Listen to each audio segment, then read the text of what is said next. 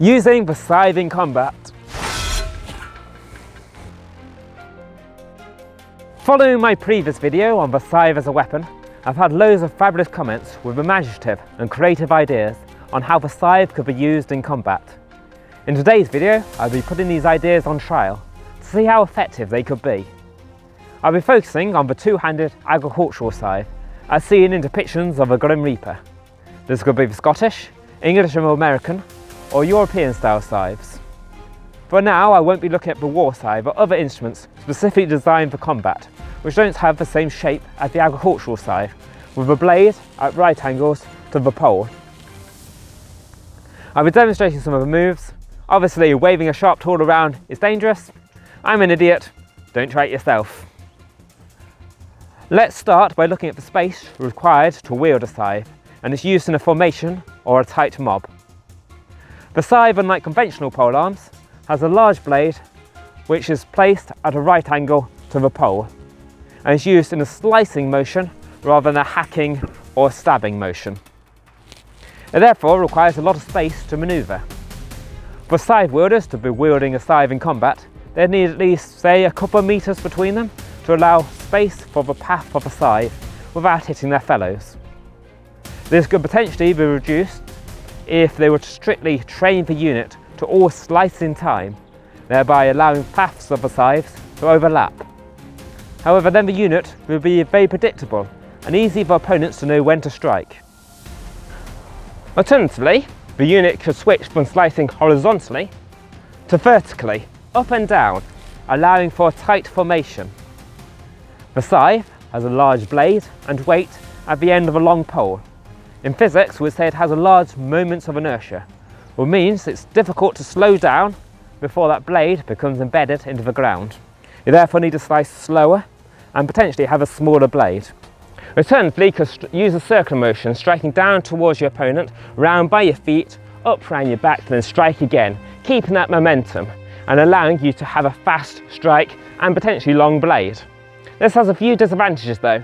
Firstly, you've got your hands high to make sure that blade doesn't hit the floor. Having your hands high is tiring. You then have the blade coming towards your feet. Obviously this is very dangerous, particularly when you're being attacked by someone else. Then there's that time that the blade is behind your back. During this period, your allies behind you, the second rank, are forced back. They can't come near, so if you fall in combat or wounded, they can't come to your aid. Not as quickly anyway. But most importantly, during this period that the blade is behind your back, you're completely open to attacks from your opponent. So it's not looking like it's great in the first rank of formation. One commenter suggested that the scythe's ideal position would be in the second rank, reaching over the first rank around opponents to then drag them into that first rank to be slaughtered. For this, you need a very long scythe, so I suggest a sub-aqua scythe, one which is usually used on the riverbank, reaching down to the riverbed to then cut foliage at the bottom. For this, it needs to be a very long scythe. The sub-aqua scythe could potentially be long enough to reach over your allies around opponents, then drag them in.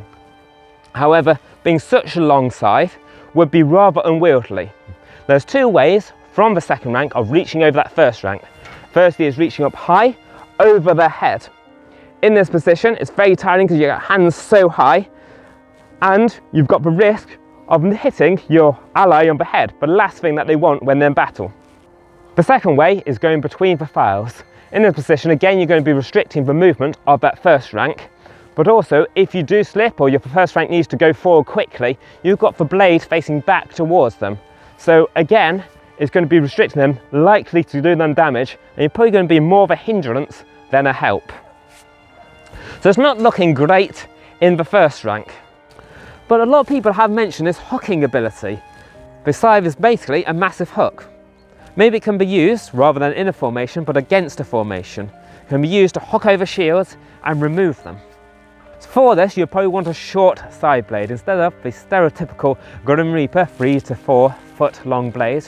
Having just a 1/3 foot blade, or shorter if it still counts as scythe at that point, would be a lot better. The reason for this is if you're reaching up high with a long blade so you can hook over the shield, it then leaves you a lot more open. Having a short one means that you don't need to reach as high and it's a lot easier just to hook over.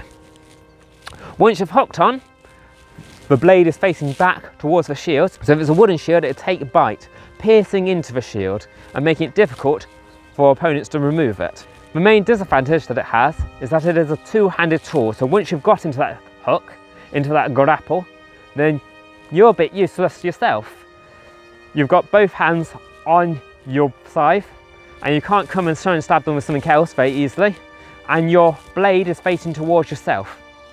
So you're probably going to need at least 1 or 2 people to back you up. One to attack the person who you're in a grapple with and you're immobilized due to, and another person to defend you against anyone else who may be trying to attack you. So it does have some ability at hooking. Whether it's that effective, I don't know, but I think it needs some extra ability to be able to wound or maim in its own right. It's a large tool to take on the battlefield just as a backup.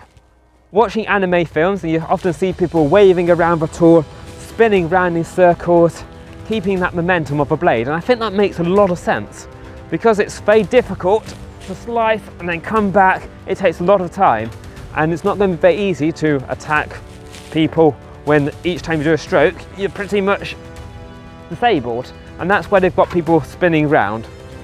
Spinning round isn't great. Whilst you're in the spin, you've got your back exposed to your opponent who will then just try and stab you. If you think of a speed of spinning round, you normally tuck to spin quickly. With a large tool, you've got the blade far out, so it's taking you a lot longer to spin round. It's slowing you down. So in effect, the anime way looks really cool, but it probably won't actually be very effective. But what would be effective? Well, a lot of comments after watching how I mow with the scythe, with the blade on the floor at all times, and said, well, this is how the scythe is designed to be used, it's how it's balanced. Surely this will be how it's effective in combat. It can be used to take out people's ankles, their Achilles heel, or horses' legs. And I agree that it is well balanced in this position. And the scythe is really good at cutting lots of foliage in each strike. But foliage is quite literally rooted to the spot. How good will it be, how effective will it be at people who are moving, who don't want to be hit?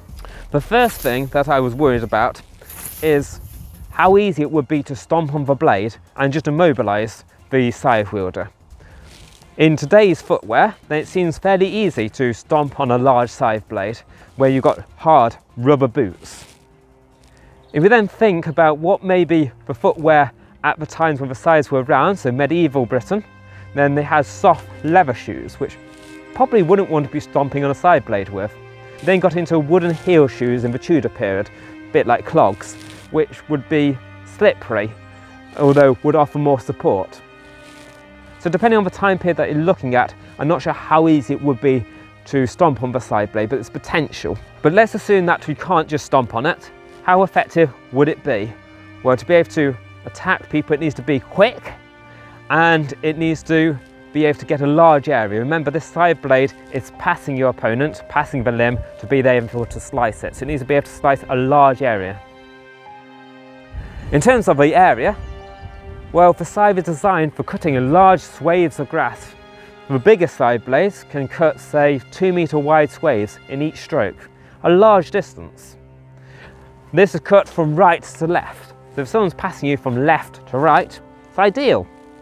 But then if they're passing you from right to left, then you're going to have to turn your blade round and somehow go upside down with it, which is not designed for, and I think that's going to be very difficult. Most of the time, I would expect an opponent to be coming towards you. So what you care about is the distance which a scythe can cut into what would normally be new foliage or towards the person. So for the largest blades, this tends to be only maybe 1 foot maximum, which really isn't very far when we consider the stride of a person is 3 foot. But does it make up for it by the speed that you're striking? Well, each strike maybe is a second and then another second to bring it up, probably a bit less. So we're talking about 1 or 2 seconds per full strike there and back. That is incredibly slow for combat. So it's not fast, and it's not really getting the large enough area that it requires. If we then think about getting horses' legs, then this gets so much worse. A horse's stride is so much bigger, the horse is so much quicker, and it's also going to be biting and kicking, so it's going to be incredibly difficult. The video that I'm showing at the moment is obviously just a pony, If you're going to have a war horse, it'd be terrifying. Too terrifying for me to try and ride. So I'm not saying that the scythe can't do damage. It's a large, sharp tool. Of course it can do damage, but will it be effective in combat? Well, if you've seen my channel before, you know I like to compare things to the most simple of all spears, that of a sharpened stick. Why a sharpened stick? It's because it's basically free. In Britain, before the 18 to 1900s, the main way of woodland management was coppicing with standards. Coppicing is when you cut a tree down at the base and it sends lots of shoots up. Each of those shoots are going to be long, straight poles. You just need to cut them off, sharpen it with a knife, and you've got yourself an improvised spear. Given it's not going to be a very strong one, you may stab someone once or twice, and then it's blunt at the end. But it's still going to do some damage. If you compare this to a scythe, well, it's got a weak blade, so you're only going to be able to strike someone with this once or twice. For a spear, your point is pointing towards the opponent. For a scythe, it's pointing towards the wielder, so you need people to pass first. So you can't just prevent people from getting close. For a spear, you can embed it into the ground as an extra support to go against cavalry. Can't do that with the scythe. The spear seems to have a lot of advantages. For a spear, you can strike a lot quicker than you can with a scythe. There's lots of advantages of the spear over the scythe. Are there any advantages that the scythe has that the spear doesn't have? Well, its main one is that hooking ability, which I'm not even sure will work that well. So far I've been fairly mean about the scythe in combat. I'm not giving it many chances, but there are maybe two redeeming factors which could make it something to be worth taking onto the battlefield. Firstly is that of intimidation. Many people have commented that it's a massive blade. Surely this is going to be terrifying on the battlefield. Well, yes, in part, I think it would be quite scary. But then, if we compare it to what people would have known at the time, a lot of people would have used a scythe, they would have seen a scythe, so it won't be as scary, it'd be something they would have seen a lot. And also potentially not have the association with the Grim Reaper, depending on what point of history you're looking at. I've got videos on the origins of the Grim Reaper if you're interested.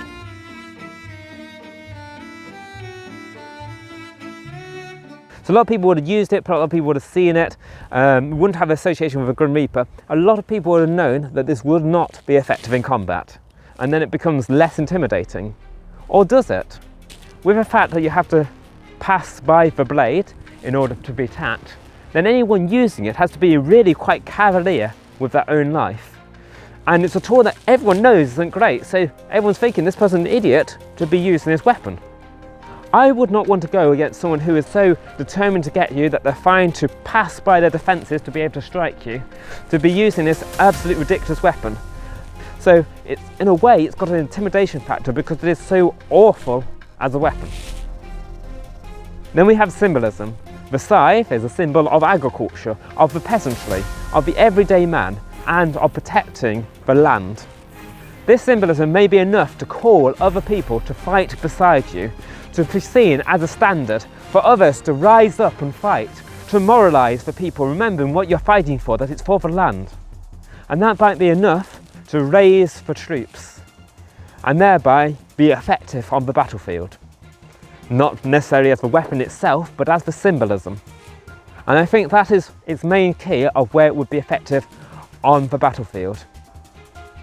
Or you could adapt it to make a war scythe and thereby still have some symbolism and be a lot more effective as a weapon.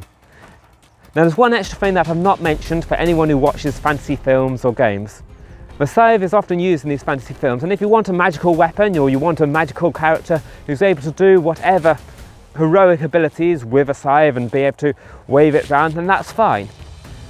But there are some films where fantasy characters may actually be quite good with a scythe for a reason, and that's where we get to the giant. In films like Harry Potter, you have the giants wielding scythe-like things in the last films. Now, the scythe would actually be quite useful for a giant or someone who is colossal or bigger in Dungeons & Dragons terms. And this is because they're so much bigger than the people that it becomes ineffective trying to strike them individually. And instead, they want to try and get large swathes of people where they can't dodge because you're going along a large distance. And that is where the scythe would be useful. It's basically because they're so much bigger than everyone else that it becomes easier scything them like a crop. That their movement, their dodging, is not going to be enough to dodge the massive scythe which is coming at them. The giants can then take large swathes of the army out in each stroke. As always, thank you for watching. If you enjoyed this video, then please click the like button so I know to make similar videos in future. Also hit the subscribe button if you want to see my upcoming videos. I do lots of videos on permaculture, living history and on the scythe. Also check out Ruby's channel. Ruby lent me this wonderful shield. She has a channel on blacksmithing, so it's worth checking out. Thank you very much and see you next time.